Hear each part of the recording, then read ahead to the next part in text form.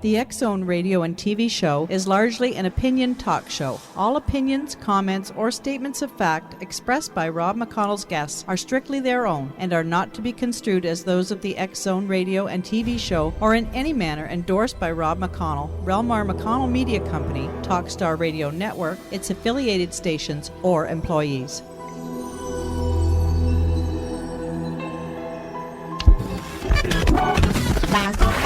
All Hit Radio.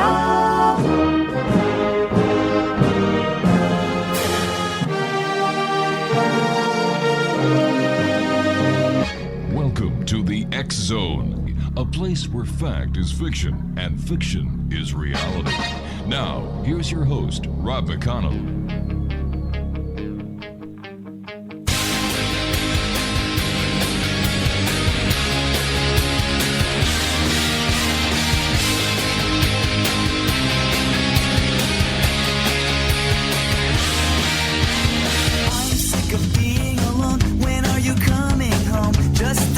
Of your face, I can remember smelling your hair. I'll meet you anywhere, somewhere that no one can retrace, somewhere where no one will know our faces.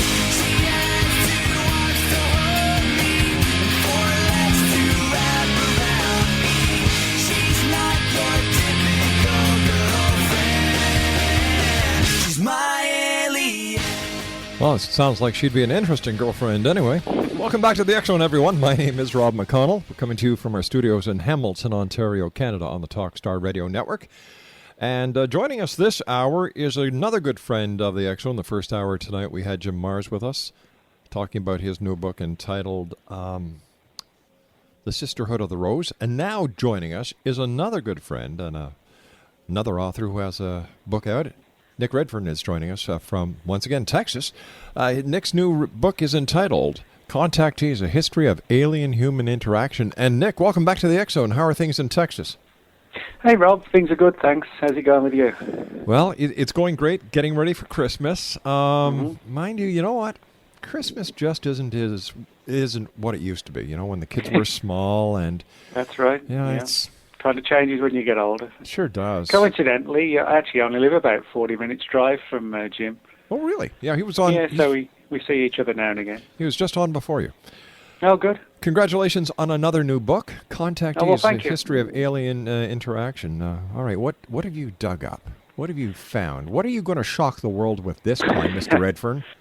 Well, basically, Rob, I'm sure a lot of listeners will have heard of the contactees. They were largely, predominantly at their peak in the 1950s, and they were a very controversial bunch of people who claimed to have had face-to-face contact with very human-like aliens at places like desert locations, mountaintops, remote forests, that sort of thing. So we're talking like people like George Adamski, going way back when? Yeah, okay. Exactly. George Adamski, George Van Tassel, all these people who said they'd met long-haired aliens and, you know, took flights in spacecraft and things like this. And of course, you know, a lot of people, and in many cases quite rightly, consider some of the contactees to be fantasists, hoaxers, which, you know, personally I think some of them were. But what I found is that as I began to dig into this subject, I've been interested in it for a long time, is that in reality, some of the cases aren't so easy to dismiss, and I actually do believe there's a genuine phenomenon behind the whole contactee mystery. It's just a matter of trying to unravel the good stories from the bad and look at it, I guess, more than anything else from a cultural perspective. You know, this isn't just about UFOs. It's about an entire, almost like a religious movement that actually profoundly affected, you know, thousands of people in America in the 1950s. You know, speaking about Jim Mars, he gave you an endorsement on the front of your book. Nick REDFERN, the Brit with a knack for ferreting out all the dope on outrageous subjects, presents a revealing look at alien contact. You and I have to take a commercial break, Nick. Please stand by. Okay. Nick REDFERN is our special guest. The name of his new book is Contactee, A History of Alien-Human Interaction. And when we come back from this commercial break, Nick will be joining us to tell us more about alien contactees. 1-877-528-8255 is toll free. 1-800-610-7035. And you can always send an email to xzone@talkstarradio.com, on MSN Messenger, talkstarradio@hotmail.com, and our websites, www.xzoneradio.com and xzonetv.com. If you'd like to hear the archives, and we've had so many requests for this that we have 6 networks that are now carrying the show. All you have to do is go to www.xzonetv.com. The networks are there. Click on the links. The iPods are there. The podcasts are there. Enjoy yourself. Enjoy life. Tell your friends where they can get them. Download them. We're not charging a darn cent for them because we want the news to get out. We want the people to know about our experts that we have on the show, like Nick Redfern, what he has to say. We want our listeners to know and people to know about the 2012 hoax. We want people to know about UFOs, flying saucers, ghost hauntings, and things that go bump in the night. Because that's what we do here at the X Zone. We investigate the world of the paranormal and the science of parapsychology. I'll be back on the other side of this 2-minute break with Nick Redfern as we continue live and around the world from our studios in Hamilton, Ontario, Canada, on the Talkstar Radio Network. Don't go away.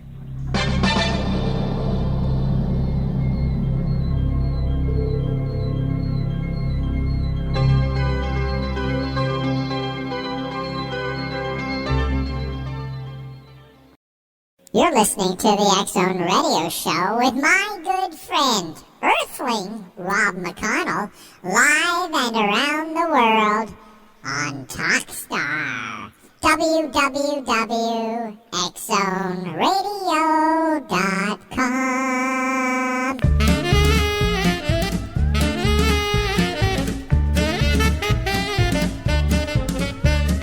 I made love to an alien near Roswell last night. We strolled along together in the pale moonlight. I had a funny feeling that something wasn't right.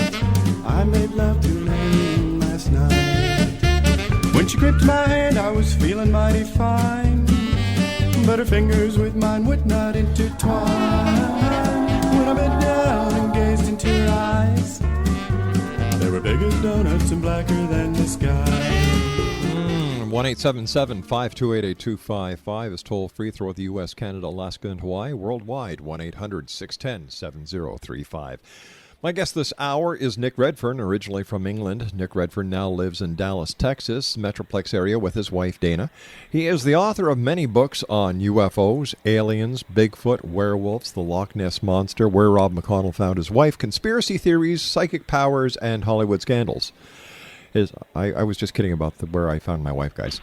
His titles include the following: Contactees, Memoirs of a Monster Hunter, A Covert Agenda, Strange Secrets, 3 Men Seeking Monsters, The FBI Files, Celebrity Secrets, Cosmic Crashes, There's Something in the Woods, Science Fiction Secrets, On the Trail of the Saucer Spies, Body Snatchers in the Deserts, and Man Monkey. Nick, always great having you with us. Congratulations on another great book. And are contactees still happening? Because we don't seem to be hearing the stories that were coming out in the 50s and 60s about people being contacted by aliens. Yeah, that's actually a good question. I mean, a lot of people, quite rightly, do assume that the I guess the golden age of the contactees was definitely the 50s. And I guess into the early part of the 1960s, when people like George Adamski and George Van Tassel were at their height. However, if you look at the subject, we actually still do get contactee-like reports today. I guess many of them have become what is known as silent contactees, where the stories are, I guess, the equivalent of those like Adamski and easily parallel them, but where the people really haven't looked for that much publicity. And that's something that I've discussed in the book, is the fact that there are quite a lot of later reports. They're just simply, I guess, stories that have, as I said, just haven't really been brought to the public's attention. Why do you think that is, Nick? Well, I think part of it, at least, is because a number of the contactee encounters are very controversial. The idea that these supposed aliens claim to come from planets like Venus, Mars, they look like us. They had titles like Captain and Space Commander, which sounds, like classic 1950s science fiction. Yeah. So.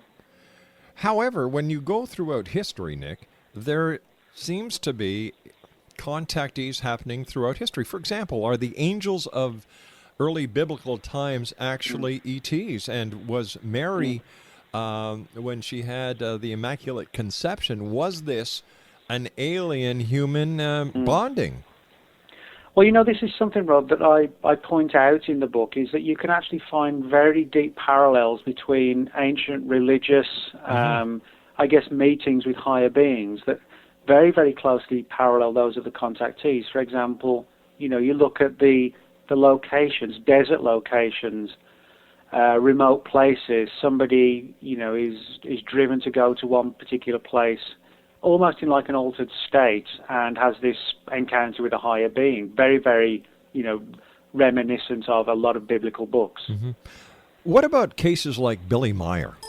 Where he has these these photographs, and there are so many people who are coming forward and saying, no, they're hoaxed, we can prove it. And yet, whenever I see any of the hoaxed pictures, they look nothing like the photos that Meyer's taken. What's your take on him? Yeah, Meyer's interesting. Like a lot of the contactees, they have as many supporters as they do have detractors. And, regardless of what people at a personal level think about Billy Meyer, his photographs are pretty impressive. They are. Yep. There's no doubt about that. They don't look like some sort of small, object hanging on a string in front of the camera. They actually do look like large objects at a distance. Now, one of the things I point out in the book is that this is something that I guess polarizes many people within the UFO community into thinking, well, it's got to be real, or, wow, these are incredible hoaxes. My personal view is that as far as the contactees are concerned, I'm not personally convinced that they had, I guess, literal black and white encounters with human-like extraterrestrials. I think there was some sort of intelligence that was manipulating them and had the ability to potentially appear in this form, to manifest in this form, and in the same way that they may well have manifested as angels, fairies, goblins, or whatever in the past. Mm-hmm. And it's more along the lines of trying to get a message across to the human race in a format that is, I guess, suitable and applicable to the people of the time. But I guess this raises the question, Nick, who is doing this and why? Well, yeah, that's the million-dollar question. Yeah. As I said, I think, unfortunately, one of the reasons why the contactee mystery today is so, I wouldn't say overlooked, but I guess forgotten and ignored, is because most researchers take, I guess, literal views. Some of them certainly do still accept the idea that all the contactees, like Adamski, were contacted by human-like aliens from planets close by. Other people say that's just nonsense, and so they dismiss it as hoaxing. So what I've done in the book is to address all the different theories. Were the encounters literal encounters with extraterrestrials? Was hoaxing a factor? I also dig into quite deeply the idea that some of these people could have been unwitting players in things like US or Russian mind control experimentation to determine if, we can instill belief systems and theories and even scenes in people's minds that may actually have not really taken place. So are we talking about something like reversed remote viewing?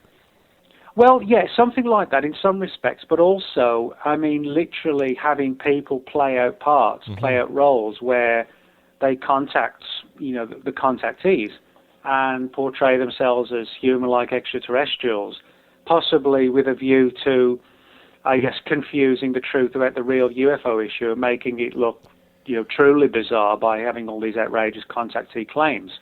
So I think it could be a combination of a genuine unknown intelligence that's trying to interact with us, and it does so in a fashion by portraying itself as, in a fashion that's acceptable to us. Equally, I think there's good evidence that some of the contactees were, I guess, the unwitting players in mind control operations. Nick REDFERN is our special guest. If you'd like more information on Nick, or if you'd like to visit his website, it's www.nickredfern.com. That's nickredfern.com. Nick, I'm just going to bring up the timeline a little bit. Let's go to the mass sighting, and I don't know if this fits into a contactee sighting or not, of the Phoenix Lights, where you had thousands of people seeing and reporting to authorities the same thing. And then, then recently we had the sighting in Stevensville. Yeah, I mean, again, that's a good question. I think the important thing about the contactees, which is different to the abductees, is that they were very much, apparently, allegedly, open about talking with the people they met with. You look at the so-called alien abductions of today, the Greys aren't particularly open. It's more of a cold clinical medical procedure. Yes. Then the people are, their minds are, I guess, blanked out. Memory is taken away, and there's no desire on the part of the aliens to even interact with us. Now, that's very different to the situation with the contactees. They wanted contact. They wanted their words getting across. And you could argue that some of these more recent big showings of UFOs could be in line with more of a contactee scenario, the idea of openly showing themselves, presenting themselves, not hiding by memory blocks and things like that, as with the Greys. Could we look at the difference between the Space Brothers and the Greys as being the angels and the demons?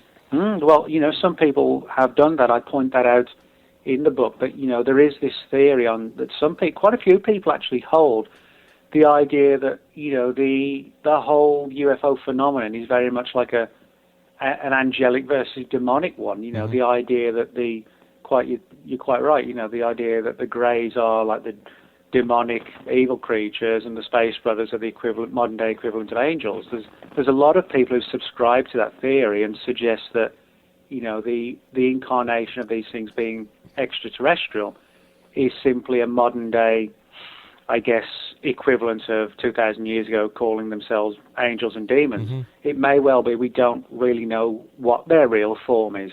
My conclusion is that whatever these intelligences are, their role is to, I guess, provoke change at an individual and collective level and instill different belief systems and ideas. Now, you could look at that from a sinister perspective, the idea that somebody is presenting themselves as friendly, right, but actually almost, it's almost like a fascist approach of, we're the kindly aliens, but this is what you'll do. So I think that's a possibility. And I also think that comes into play when you look at the government involvement, where they may have actively exploited the UFO mystery as a cover for their own, as I said, things like mind control experiments, to see actually if, the mindset of the population or a considerable number of people could be affected by, I guess, putting these stories into the public domain. Mechanisms like HARP that we hear about, the power of HARP, could this be actually a holograph projector that people are seeing holographs or holograms that are being purposely emitted by either the sources within our own government or outside governments to try and use psychological warfare with the masses? Well, it's interesting you bring that up, because I actually delve into that in the book. One of the things I found was that going back and looking at a lot of the original contactee accounts, you find that many of the original experiences didn't begin with the contactees seeing aliens or UFOs. They began with the people seeing what they described as small floating balls of light, anywhere from about the size of a basketball up to like a large beach ball or something like that. And it was only after a few moments that these, I guess, floating ethereal ghostly lights suddenly began to transform into UFOs. In other words, as if the phenomenon was kind of reacting or responding and changing its form to suit, the beliefs and subconscious ideas of the participants. And, we could reasonably argue that the person was being somehow led to see what they were expecting to see, a classic flying saucer of the day. That was Nick, stand by, old friend. You and I have to take a commercial break. Nick Redfern is our special guest. Always great having Nick with us. www.nickredfern.com. Contactees, a history of alien-human interaction. More on the other side of this break. Don't go away. 911 emergency. This is Elijah. What? Elijah, you know Elijah? No, I don't. Well, they know me down at the police station. Well, hey, why does that keep beeping like that? It's on a recording. Oh, hey, a recording. That's great. Yeah. You're not being recorded? Yes, sir. Hey, that's great. I want everybody to hear about me. Pretty soon I'll be world famous. That's the truth. I'm going to Jerusalem pretty soon. God's going to take me his way, a spaceship. UFO, you better believe it. They're everywhere. Everybody has seen, millions of people have seen them all around the world. Well, that's great. Yeah, that's right. And God bless the police officers and the scientists and the ordinary people that talk about these UFOs, for they do exist, and I know all about them. I'm a ufologist. I'm the #1 scientist on this planet. I'm an authority on them. I'm a scientist. Okay. Have you heard of Albert Einstein? No, but I'm going to have to go. I got other Well, I can emergency explain it to you, calls. his formula of relativity. Well, I don't have time to hear Einstein's theory of relativity. But it's very simple. E does equal MC squared. That's right. Okay, Emmanuel equals the Messiah coming the second time. It's elementary, my dear Watson. Einstein was a Jew, and I'm a Jew, and very few people in the world understood him. That's right. I'm an engineer, I'm an electrician, a plumber, everything. I can do anything. Well, that's wonderful. And I'm the world's greatest entertainer. Well, I'm worth about $50 million a year. Elijah, I got to go now. Okay, God bless you. Bye-bye. Bye-bye. 911 emergency. This is Elijah. What? Elijah, you know Elijah? No, I don't. Well, they know me down at the police station. Well, hey, why does that keep beeping like that? It's on a recording. Well, I just got back from Roswell, where the aliens have been. And if you ask the feds the cause, well, they'll only lie again. Now I'm hunted by the gumshoes, and I'm wanted by the cops, 'cause they think that I might be the guy making circles in the crops. And I know that there's a conspiracy from the voices in my head. Elvis lives, that's clear to me. It's McCartney who is dead. And if the Mars man should come again and take me, I will go. I will take a trip on their rocket ship. God bless the UFO.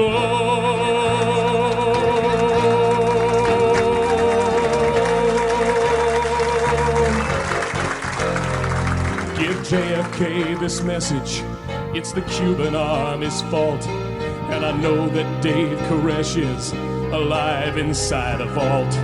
We've seen reports in papers of a guy who knows about a car that runs on chewing gum, but the Arabs rubbed him out.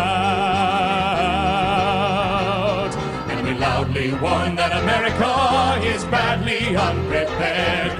With the Cold War through, we need something new that can get you good and scared. Do you wonder just who is warning you of conspiracies today?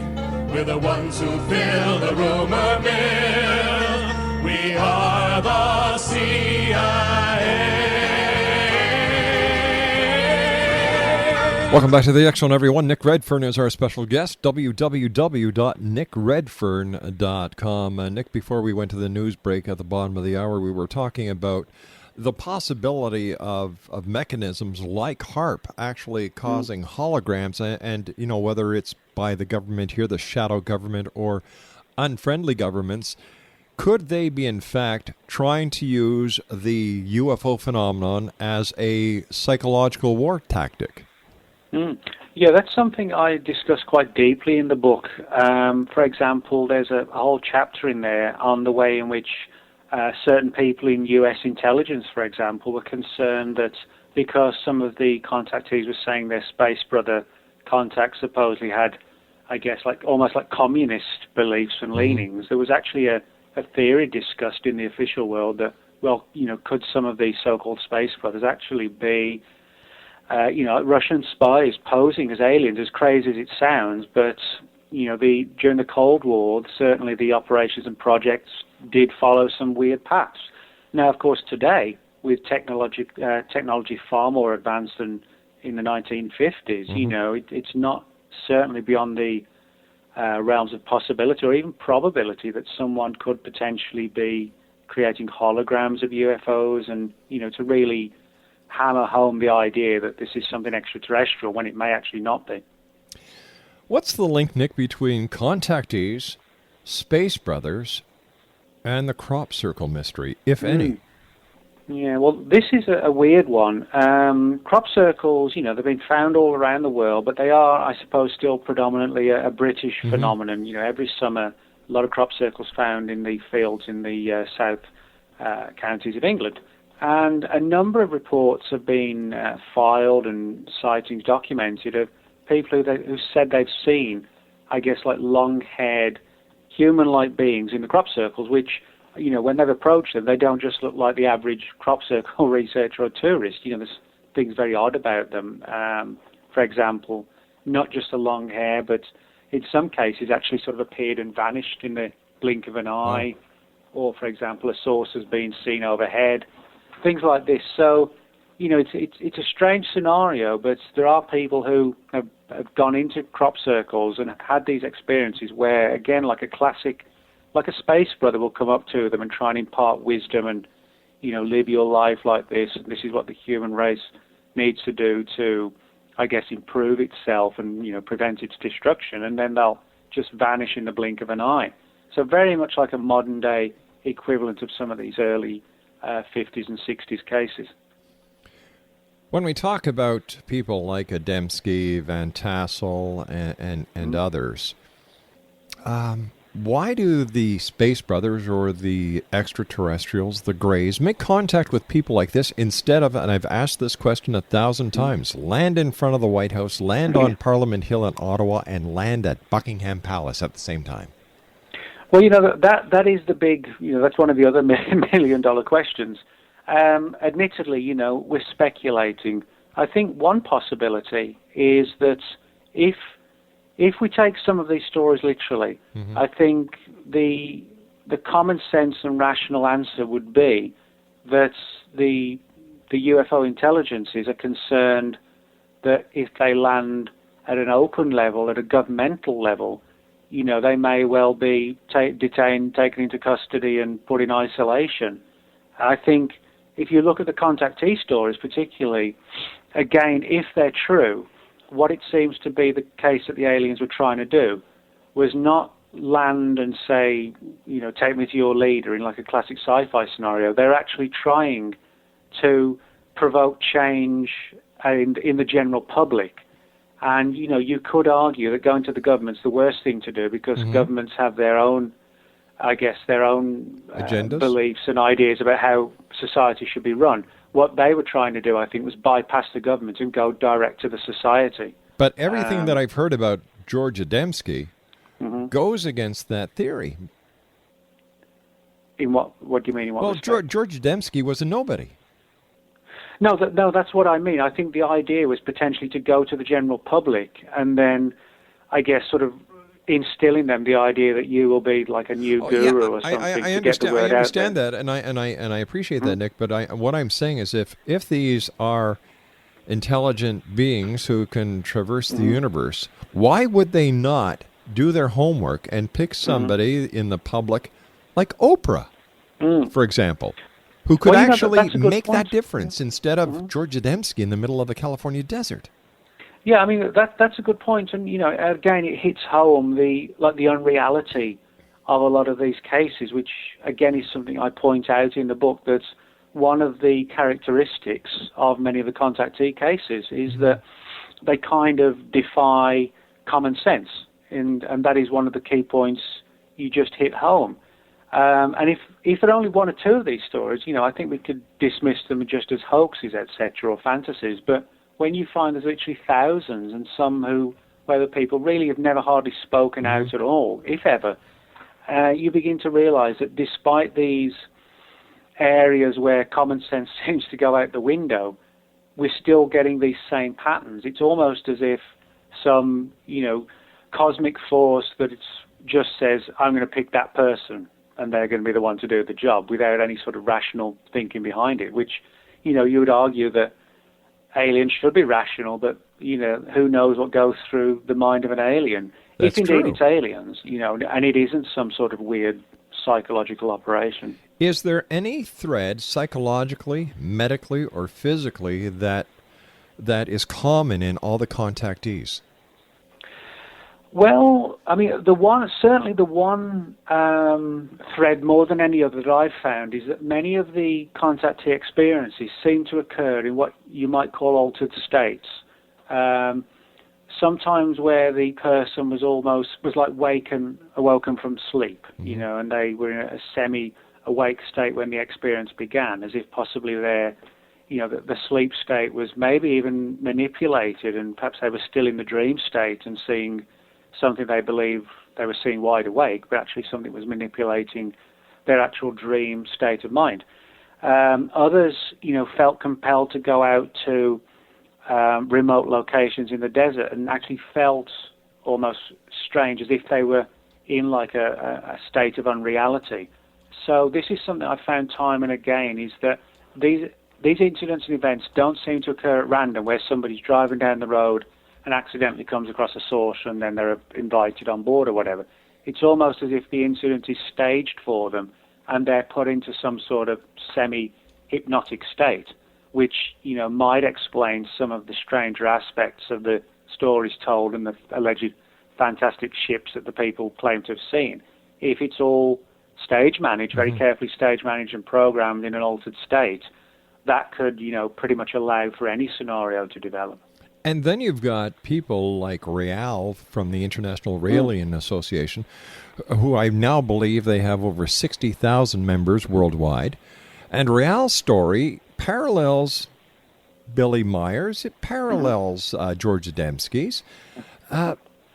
But none of the others have actually said that they've gone to a planet where they've sat down with Jesus and the others and said that, we are the fathers. We are your fathers. We are basically the angels. So why is it that in the case of, Real, and to me, the Raelians are a cult, and I don't mean that in a disrespectful form. You've got the people from Heaven's Gate, once again, who are another cult. Why is it that some people take that extra long plunge into the contactee form where others simply stay back? This is something I can't understand, because if they were all contacted, shouldn't they all respond the same way? Well, that is true. I think more than anything else, you're quite right in the sense that it is, when it comes to UFOs, it certainly is the contactee movement that more than any other develops followings. All the people in the contactee field, to some degree, develop followings, whether it was a couple of dozen old ladies in Los Angeles, on a Friday night for meetings, or somebody like George Van Tassel, who in the 50s, at his height, was having audiences of in excess of 10,000 at his conferences every year at Giant Rock, out in the California desert. Or, as you said, the Raelian movement today, which has, figures pretty much approaching six figures, in terms of followings. I think what it is, at least in some respects, is that as I said earlier, the difference between the contactees and abductions and the Greys is that there's very much like a human message being got across, which actually in many ways isn't that different from religion, in the sense that you have someone who is a charismatic leader or person passing on messages from higher beings about how to live your life. And some people who may not feel, I guess, comfortable with mainstream religion do sometimes veer towards a more scientific or alien angle. And there's no doubt about that at all. And I think that's because the contactee movement allows for that to happen. It's one of these things which actually mirrors religion very closely in terms of having, as I said, spiritual leaders from somewhere else and their disciples spreading the word on earth, if you like. So I think that's the reason why it's an appealing thing that allows people to give some sort of meaning to their lives and join a group, if you like. Nick, there's a lot of talk these days about the end of the Mayan calendar, December 21st, 2012. If this is real, or if the alien contactee movement is real, wouldn't either one of these both confirm the other? For example, wouldn't the contactees be getting the message from the aliens that, hey, it's the end of the world, we got to get ready for the big spaceships that's going to come and save us? And wouldn't the people in the 2012 movement say, hey, the aliens are also behind this, they're telling us that this is happening? You're not getting that cross-chatter. No, you're right. And I think this is one of the things that makes a lot of people think there's something sinister and manipulative about the whole UFO subject and the intelligence that's behind it, in the sense that, they come across as very often friendly, or at least not openly hostile. They tell us stories or predictions that actually don't come true when they should come true. Yeah. And this has actually led to, things like suicides and collapses of, families, marriages, etc. People, invested in money because they thought the world was going to end. I think that there's a very good argument for saying that whether it's the Space Brothers, the Greys, or whoever, there is a deep aspect of deception involved and manipulation. Now, again, is that because we have literal extraterrestrials amongst us who are portraying themselves as friendly, or could it well be, people in the official world using sophisticated mind-altering technology to see and determine how far we can influence the human mind with such, but you see, base Nick, messages, and then one day take it to a bigger level. You see, the way I look at it, that last scenario is not possible because of the historical accounts prior to our ability to have performed these psychological maneuvers and these psychological experiments on the people of Earth. Stand by, Nick. You and I have to take a commercial break. We'll be right back. Nick Redfern's our very special guest. I love this guy. www.nickredfern.com. And I'd like to thank the good people at Warwick Associates for helping make this interview possible. www.warwickassociates.net. My name is Rob McConnell. This is The X Zone, a place where people dare to believe and dare to be heard Monday through Friday from 10 p.m. Eastern until 2 a.m. Eastern. Where? Right here on the Talkstar Radio Network from our studios in Hamilton, Ontario, Canada.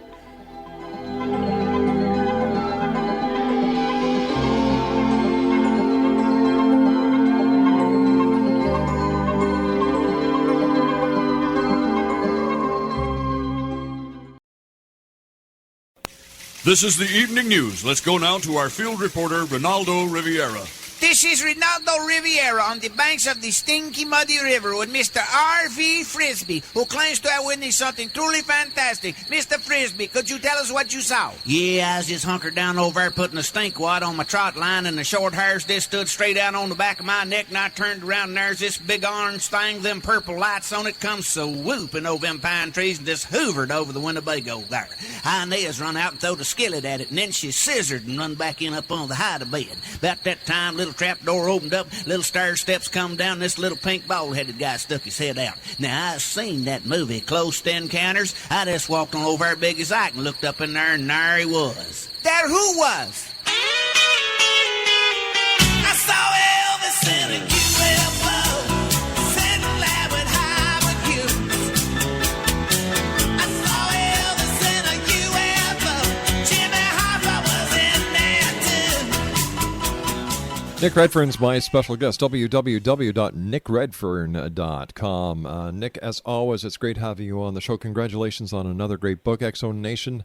This is another book we are going to be putting on the X Zone Christmas list suggestion for you, the X Zone Nation, this year. And Nick, what was your inspiration for writing this book? Well, I think part of it, at least, Rob, was the fact that ufology and the people in it, and unfortunately, through no fault of their own, particularly people who are new to it, don't always have a good understanding of the early years of the subject. Everybody knows about Roswell and Kenneth Arnold, and then for many people, it's like a black hole until abductions surface and flying triangles and things like that. And I realized that there hadn't really been a full-length treatment and study of the contactees for a very long time, which actually wasn't, just belief-driven, but wasn't hammering over the idea that they were all just outright liars, that it was actually trying to look at it in an open-minded perspective and try and look at it rationally. And hopefully, at least, that's what I've tried to do with the book, is present an old mystery in a new light and try and finally put some of these cases to rest and offer theories as to what might have been going on with the contactees. So what's Nick Redfern up to now that he's done such a great job on the contactees? Well, I'm working on a couple of other books right now. One, which is a book actually on a group within the U.S. government that actively investigated the whole alien abduction phenomenon, particularly in the late 70s, 80s, and 90s, and which was, I guess, more like a clandestine Project Blue Book, but solely focused on abductions. I've been chasing them down for a couple of years, and I've got a lot of data, so that book will be out at some point next year.